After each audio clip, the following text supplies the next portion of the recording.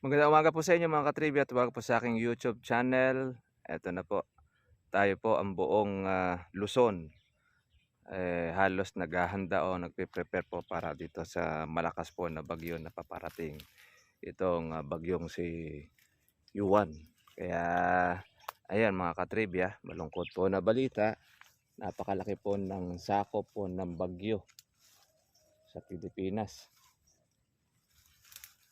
Kaya po mga ka-farmers ay ingat-ingat na rin din po tayo. Talagang po yung kalamidad ay wala pong pinipili kung saan po siya tutumbok o tatama. Kaya pinaka-the best pa rin.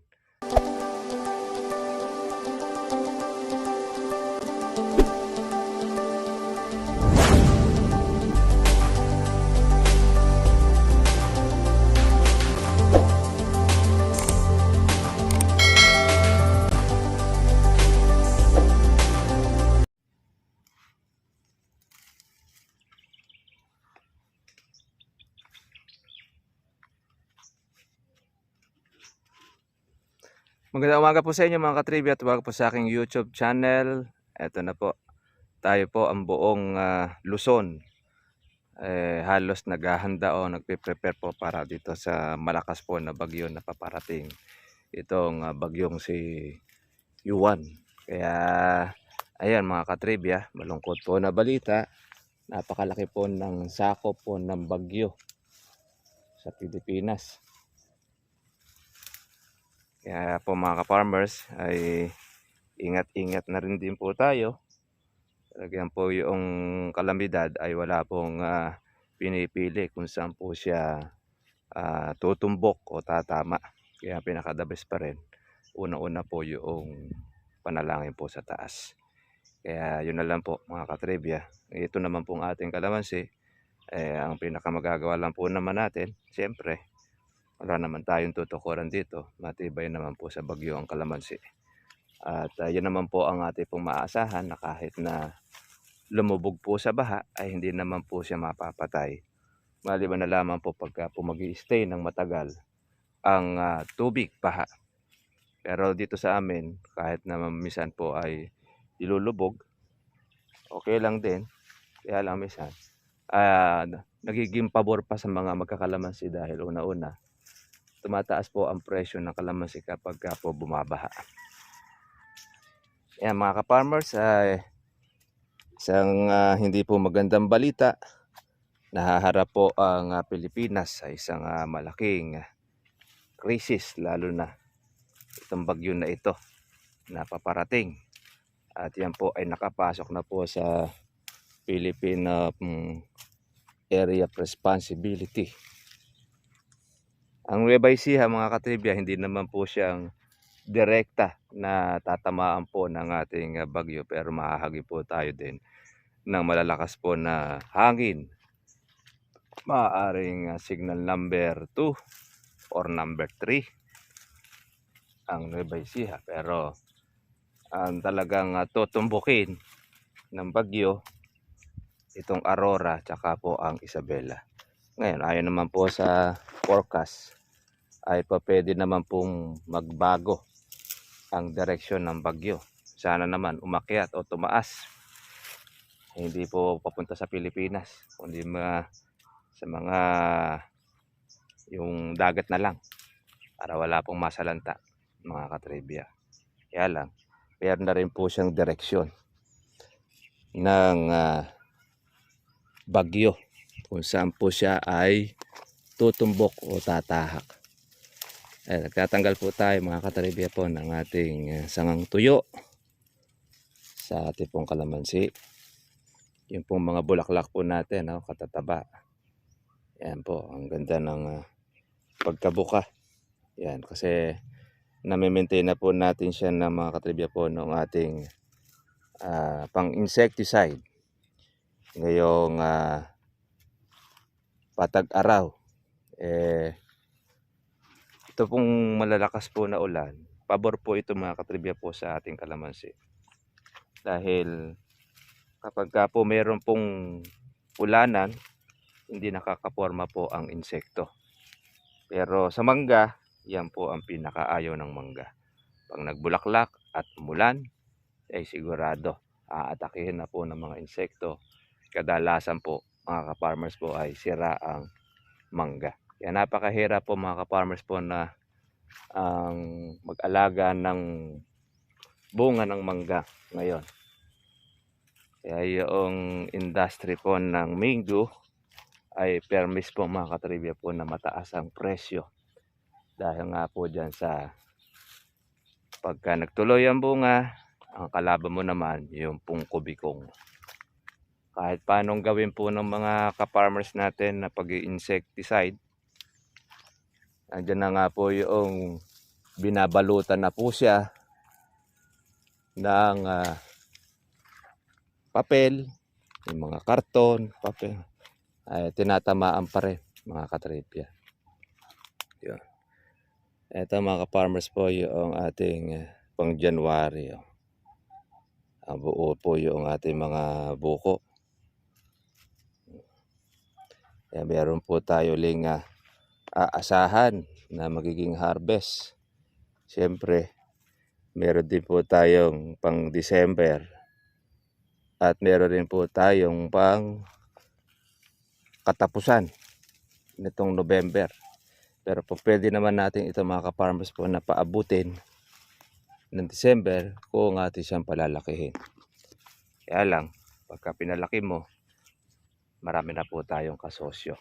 Hindi po mawawala yon na mga kasosyo natin ay nag-aabang lang. Minsan niya, as maliit pa tinitira ng mga yan, pag nawawala po sila ng panggamit sa kanilang masasamang bisyo. Pero ganun pa man, mga farmers, meron na pong mga nahuli rito sa aming area, lugar, na nasa kuwan na, sa PIDEA. Ayaw kasi nilang lumubay sa paggamit ng ipinagbabawal na gamot at nagbebenta. Karaniwan, yung pong mga gumagamit na ipagka wala pang panggamit, yun po ang nagnanakaw mga ka-farmers. Siyempre wala silang magiging panggastos. Wala silang pambili. Nga doon sa kanilang bisyo.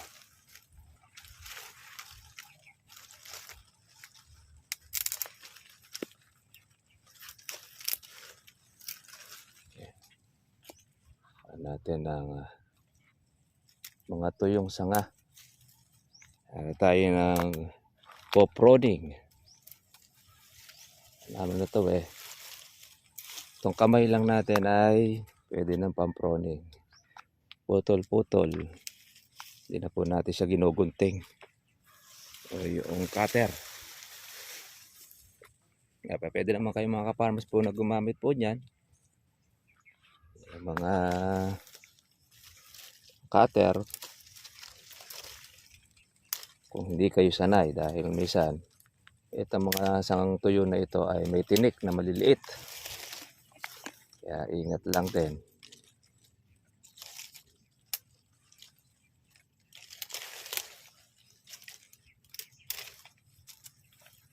Pwede naman natin na ipunin na po yung ating mga natanggalan ng sanga, tuyo. At huwag naman po natin dito susunog sa kalamansi, baka madamay po ang kalamansi. Pwede po yan sa palibot, paligid. Ayan. Dami rin po yung mga bulaklak na lumabas. Hindi pa po ito kumakain mga ka-farmers po ng ating abono.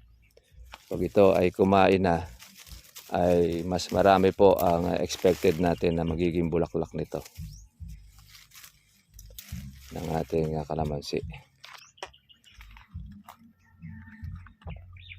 Kaya po yung ating po mga ka-farmers ay mas nakakaawa yung meron pong mga tanim na gulay, lalo na pagka nasa mababang area, tapos yung binabalagan gaya ng ampalaya,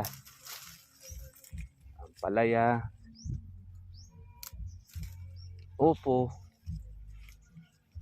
lahat ng mga may balag, delikado ngayon sa bagyo. Yan po ang isa na number 1 ng problema ng Pilipinas. Ay yung flood control sumabay pa. Kaya baliwala lang din po yung naging pondo ng gobyerno, napunta naman yan sa mga kurakot, sa mga kontraktor. Ay di naman lahat. Para yung mga naiimbestigahan, ayun, sila yung mga nagpapasasa sa kaban ng yaman ng taong bayan. Ayan mga ka-farmers po, yung ating monitoring tayo sa ating pong inaalagaan at syempre prepare din naman po sa malakas po na bagyo at paparating. Sana naman ay lumihis, although na meron na siyang track ng pesto ng bagyo. Bago naman sana.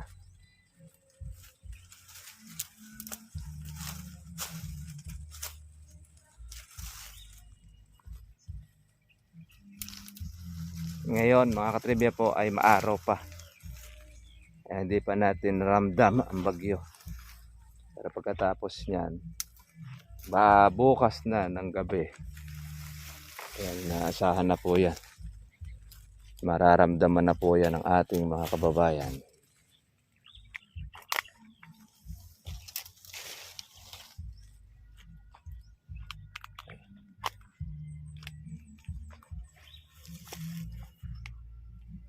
Ayan. Yung ating pong mga inaalagaan. Arinawa. Ito po, matibay po yan. Kahit po malakas po ang hangin, yung mga ganito, hindi po siya natatangay. Ang nga po pwede pong mapagpag po dyan pagka po malakas ang hangin, ito, mga bulaklak. Lalo na po yung kabukahan. Pero pagka mataba naman po yung bulaklak at meron po siyang laman, ay natatagtag na mismo po yung kanyang petals. Nakakapit na.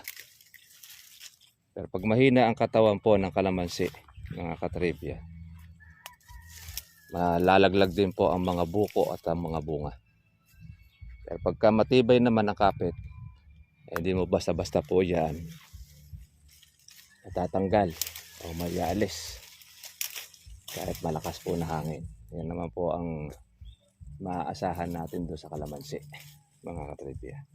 Matibay sa hangin, matibay po sa bagyo, kahit sa ulanan, matibay din siya. At syempre, kahit na siya po ay lubugin ng tubig baha, basta't wag lang tatagal ang tubig. Na mga 1 linggo, buhay ang kalamansi. Maliban na lamang pagka po yan ay bagong tanim. Ayan, ay mamamatay siya. Lalo na kung 3 araw bago siya humupa ang tubig. Ang kadalasan yan. Pero kung hindi naman, kung medyo may edad may kalamansi, hindi mo basta-basta kaagad mapapatay.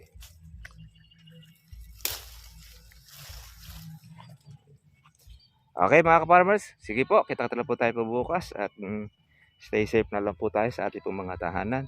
Sa mga mababang area, kung kailangan po lumikas tayo para magtungo sa mga evacuation center. Mahirap po natin pagsapalaran mga katribya, lalo na kung meron po tayong mga bata na kasama.